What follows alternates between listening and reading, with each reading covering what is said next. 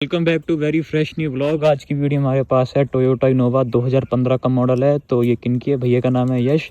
तो भैया जब आपने ये गाड़ी ली थी तो आपको इसी गाड़ी की तरफ देखने का मन करा कि कोई और था लिस्ट में ऑप्शन? पहले मेरे पास स्कॉर्पियो थी, मेरा नवी लेने का प्लान था स्कॉर्पियो।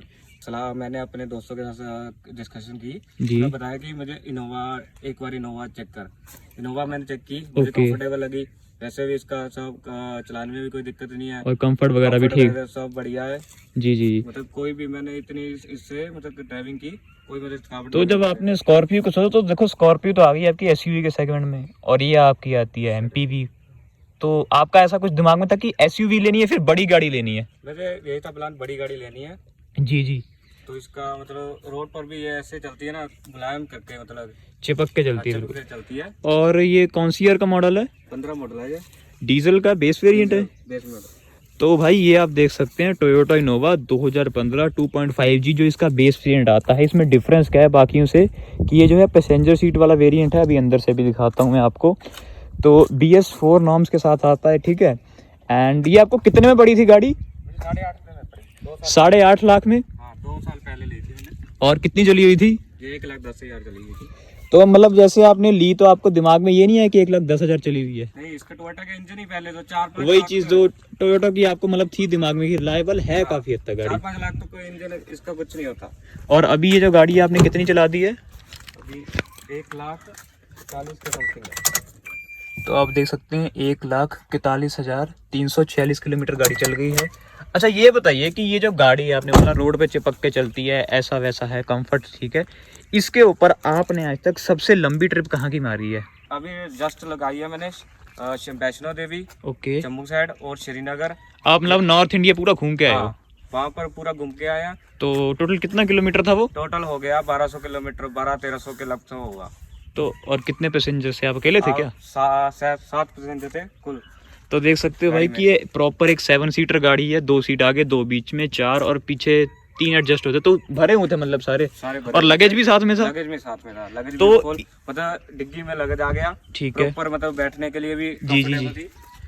मतलब ये है कि एक जो प्रॉपर 7 सीटर है ना वो आज तक इनोवा से बेटर कोई निकल के नहीं आई है। क्योंकि देखो 7 सीट्स के बावजूद इतनी स्पेस है और एक्स्ट्रा स्पेस नीचे भी आई थिंक इसके। नहीं इसके नीचे नहीं है, बस इसके पैसेंजर के अलावा इसके साथ ये आती है। जी जी बिल्कुल। जैसे आजकल नई गाड़ी आती है, सफारी हो गई, एक्सयूवी, उनका क्या होता है वो सीट्स यहाँ तक आती हैं और आपका यहाँ पे एक बैग भी नहीं अटकता है। यहाँ पर काफी सामान आ जाता है यहाँ पर, ठीक है। बावजूद भी तो 7 पैसेंजर और 7 पैसेंजर्स के आपका क्या बोलते हैं उसे, लगेज के साथ इसने कितने की एवरेज दी?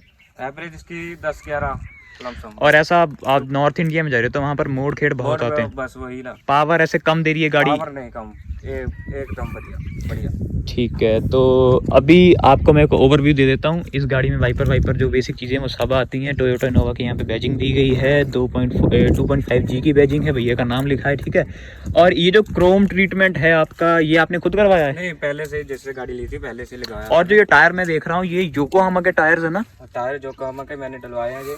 जी जी। और इसकी प्रोफाइल है 215/75 R15। तो आपने 15 इंची के टायर डलवाए हैं, ठीक है। हाँ जी। तो इनका रिस्पांस कैसा है? मतलब बढ़िया है इनका। मतलब आपको ऐसा नहीं लगता कि इनको अपग्रेड करना चाहिए 16 में? क्योंकि गाड़ी का साइज बहुत बड़ा है ये। नहीं, वो कर सकते हैं, फिर ग्राउंड क्लियरेंस में थोड़ी आ जाती है ना, फिर वो सस्पेंशन हो जाएगा, थोड़ा स्टिफ हो जाएगा। हाँ। ठीक है। तो उसके बाद में इसकी जो लाइट्स हैं उसका थ्रो कैसा लगता है? बढ़िया। मैंने अलग से लाइट डलवाई है, मतलब इसमें ट्यूब बड़ी डलवाई है और रिले भी लगाई है इसमें। तो कितने वॉट की है वो? वो होगी 100 वॉट की। ठीक है।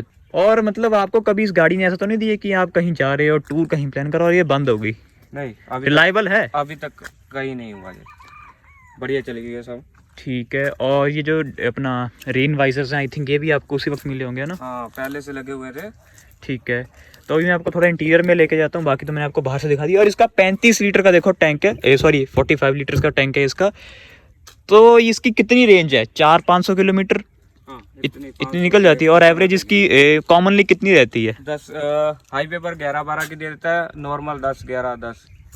तो देखो ऐसा है कि इसके अंदर आता है 2500 सीसी का डीजल इंजन 4 सिलेंडर वाला देता है, ठीक है। तो ये है वो डीजल इंजन जो कि आवाज़ तो बहुत करता है। देखो इसमें आवाज़ बहुत ज़्यादा है, लेकिन इसका जो पावर आउटपुट है वो बहुत खतरनाक वाला है। इसका बैटरी जब आपने दी थी तो इसका कोई इशू तो नहीं था? बैटरी मैंने नवी डलवाई है अभी। बैटरी न्यू डलवानी पड़ी, ठीक है। उसके बाद में और कोई इशू तो नहीं आपको दिया? नहीं, अभी और कोई इशू नहीं है। और इसका जो बोनट है ना उसमें इंसुलेशन देती है कंपनी, और बोनट काफ़ी हैवी है, ठीक है। और ऐसे स्ट्रट्स वगैरह कोई नहीं आते हाइड्रोलिक, आपको ये लगाना पड़ेगा स्टैंड सा, तो इसका थर्ड सुनना बंद करने वक्त।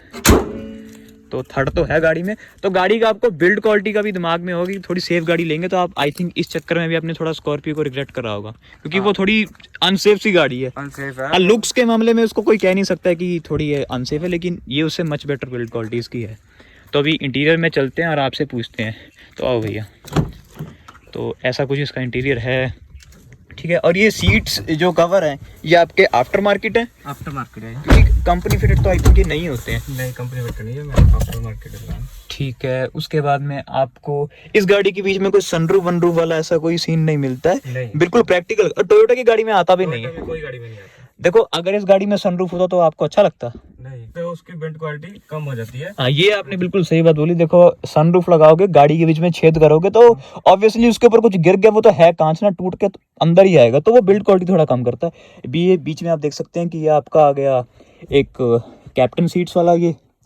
उसके बाद में बीच में यहाँ पे ये खासियत है कि जो कैप्टन सीट वाली है कि देखो, कैप्टन सीट वाली नोवा की ये खासियत है कि अगर आपको सेंटर वाले मिडिल रो से पीछे में जाना है तो बहुत इजी है, क्योंकि जो नॉर्मली नोवा होती है 7 सीटर वाली, उसमें टंबल करना पड़ता है उसे, आगे करो फिर निकालो, इसमें उठ के सीधा पीछे चले जाओ। तो ये गाड़ी जनरली आप जब चलाते हो तो कितनी स्पीड तक चलाते हो कॉमन जो आपकी होती है? 80-100 के बीच, 80-100। तो 80-100 में आपको यही एवरेज मिलती है इसकी? हाँ, इसकी यही एवरेज। ठीक है। उसके बाद मैं आपको थोड़ा इंटीरियर का बता देता हूँ। बेसिक सा इसमें एक आर्म रेस्ट दिया है, ठीक है। आर्म रेस्ट है, हैंड ब्रेक है, मतलब इसमें कोई अंडू जंडू ऐसा कोई फीचर नहीं है जो आजकल कंपनीज देती हैं। आपने स्टीरियो भी आई थिंक बाहर से डलवाया है ना? बाहर से डलवाया है, क्योंकि इसमें ना बिल्कुल बेसिक से फीचर है। गाड़ी किस लिए है? ये गाड़ी जानी जाती है अपनी रॉ पावर के लिए, नंबर 2 रिलायबिलिटी के लिए, नंबर 3 बिल्ड क्वालिटी, और नंबर 4 ये बहुत लव्ड अपना एमपीवी है। तो आपको इस गाड़ी में आज तक कोई ऐसी कमी लगी है? नहीं, अभी तक कोई कमी नहीं लगी, बढ़िया सब। मतलब कोई ऐसी चीज जो आपके दिमाग में खटकती हो कि अगर ये चीज थोड़ी इंप्रूव की गई होती तो अच्छा होता? नहीं, सब बढ़िया है, कोई भी फ्लॉ नहीं है। नहीं। तो देख सकते हो जो टोयोटा इनोवा लेने वाले लोग हैं वो इतने खुश हैं। और अगर आपने कहीं स्कॉर्पियो ली होती तो आपके दिमाग में नहीं था कि मैंने इनोवा उस वक्त रिग्रेट कर दी और उसको बाद में आपको धीरे धीरे पता लगता? हाँ, वो हो सकता था। मतलब मैंने वैसे ही मैंने अपने फ्रेंड से मतलब डिस्कशन की थी कि मैं कौन सी गाड़ी खरीदूं, पहले ही मैंने। आपका बजट कितने का था उस टाइम? बजट मेरा वही 10 के करीब था। देखो, जनरली इंडियंस का ही होता है, बड़ी गाड़ी 10 लाख में मिल जाए, 10 लाख में मिल जाए तो वो बढ़िया, सेटिस्फाई है वो, सही। ठीक है। तो और इस गाड़ी के अंदर आपने अपनी साइड से कोई मॉडिफिकेशन तो नहीं करवाई है? मैंने बस यही है, इंटीरियर लगवाया। ये सीट कवर आपने डलवाया है या फिर किसी और ने? मैंने डलवाया। तो कितने के पड़े आपको ये? मुझे 7-8 के लमसम पड़े थे। 7? मैंने मैटिंग भी कराई है नीचे ना। ओके, तो मैटिंग में आपको थोड़ी देर में दिखाता हूँ। जो टायर का सेटअप है, चारों टायर, वो आपको कितने के पड़े थे? मुझे एक टायर 6000 में पड़ा था, योकोहामा का जियोलैंडर आई थिंक उसका नाम है। जियोलैंडर R15, उसका कितना 215 215 R15। तो 15 इंची का जो टायर योकोहामा का वो 6000 का पड़ा, 6 चौके 24। तो आपने 4 टायर अपना डलवाया कि स्टेपनी भी बीच में? 4 टायर डलवाया। 4 टायर, और जो पिछला है वो कंपनी फिटेड है? कंपनी फिटेड है वो। और आपको एक चीज दिखाता हूँ, जो इनोवा गाड़ी है ना, इसके अंदर जो बूट स्पेस मैं आपको बता रहा था कि कम नहीं होता है। तो वो क्यों नहीं होता है? क्योंकि जनरली जो गाड़ियाँ होती है ना, उनका आप जो करते हो गाड़ी में क्या होता है कि अगर आपको उनका स्टेपनी को एक्सेस करना है, आप उसका बूट खोलते हो, आप इसे उठाते हो, एंड इसके नीचे में जो है आपको वो मिल जाता है स्टेपनी। लेकिन इसमें डिफरेंस क्या है कि आपको जो है वो नीचे में मिलता है, ठीक है। तो यहाँ पे लटका हुआ है ये, और ये JK का दिया हुआ है। ये कंपनी वाला है ना? नहीं भाई, ये नहीं, जो पहले डलवाए होते हैं ना। ठीक है। तो वो पीछे कर दिया है। ठीक है। तो इसका जो टायर है वो आपको नीचे में मिलता है। तो अभी आपको ऐसा सच कोई रिग्रेट नहीं है कि मैंने टोयोटा इनोवा ले ली? मुझे कोई गलती नहीं इसमें। ठीक है। तो आइए आपको थोड़ा इसका ड्राइविंग एक्सपीरियंस बताते हैं, चलते चलते पूछते हैं भैया से कि भैया को इसमें और कोई चीज़ कोई अच्छी बुरी लगती है तो बताते हैं आपको। और ऐसी कुछ दूर से लुक आती है इस गाड़ी की। वाइट कलर में आपने ली है तो आपको कोई टिपिकल ऐसा दिमाग में था कि वाइट ही लेनी है? वाइट को अलग ही होता है, वाइट मतलब इस पर कुछ भी। हाँ, ये इसकी थोड़ी मेंटेनेंस कम है। मेंटेनेंस कम है वाइट की ना। ठीक है। तो काफ़ी प्यारी लग रही है गाड़ी। तो अब इसके अंदर चल के भैया से पूछते हैं कि भैया का क्या एक्सपीरियंस है गाड़ी के अंदर आके। भैया 1 मिनट ऑन करना। तो देखो भाई, इसका जो गियर है वो काफ़ी वाइब्रेट करता है। डीजल इंजन है। तो वाइब्रेशन तो गाड़ी में, आप इसके एक बार नॉइस सुन लो अंदर कितनी है। नॉइस ही तो है इंजन, लेकिन गाने वाने लगा दोगे तो वो हो जाएगा। तो भैया आप चलते हैं और बताते हैं कि इसका कैसा एक्सपीरियंस है। तो गाड़ी की कॉर्नरिंग वार्नरिंग कैसी है? बढ़िया। और इसका जो स्टीयरिंग का फीडबैक है, क्योंकि टोयोटा की फॉर्च्यूनर और टोयोटा की इनोवा गाड़ी ऐसी है जिसका बहुत गंदा मतलब वो होता है, वेट बहुत होता है इनका, है ना? थोड़ा बहुत वेट तो होता है। तो अगर आप कोई हल्की गाड़ी चला रहे हैं ना, आप इसके ऊपर शिफ्ट हो जाएं तो आपको थोड़ा अजीब भी लगेगा। और इसका गियर कैसा है? गियर बढ़िया, गियर बढ़िया भी है, गियर बड़ा भी है, ट्रक वाली फीलिंग आती है कई बार बीच में। तो अभी देखो हम इतने हाइट पे आए हुए हैं, ठीक है। तो यहाँ पे थोड़ा सोचा कि एक टेस्ट करते हैं गाड़ी का। देखो गाड़ी में कंफर्ट तो है, गाड़ी ऐसे झूल नहीं मार रही है। आपने इसका लास्ट टाइम कब फुल करवाया था? मैंने अभी फुल कराया, कल नहीं कराया। अब देखो ये गाड़ी ऐसी है कि इसके अंदर कोई फीचर नहीं मिलता आपको। इसमें क्या फीचर है कि इसमें कोई फीचर नहीं, इसमें कुछ भी नहीं है जो आप ऐसा टाइम पास करने के लिए आपने वॉइस कमांड दे दीजिए, ये खुल गया वो खुल गया। और इसका ये भी है, एसी का बहुत है, एक एक पर्सन को एसी दिया है इसने।